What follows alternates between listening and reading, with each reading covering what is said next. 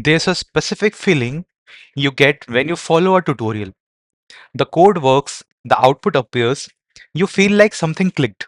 And it kind of did, but not in the way you think.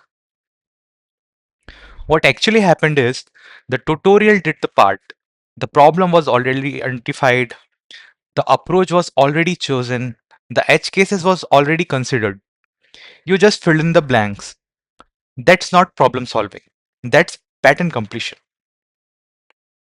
And the brain loves pattern completion. It's easy. It feels like progress. The code ran, so you must understand it, right? Here's the test.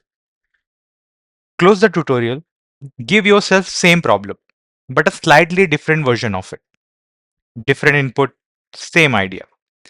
Can you write it from scratch? No. Looking back, no hints. Most people can't, and that's the tutorial trap. You learn to recognize the pattern, not to produce it. You can follow the recipe, but you can't cook without one.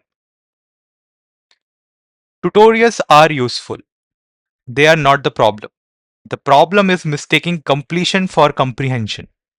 The moment after a tutorial is when the real work starts. The part where you close it and build something yourself.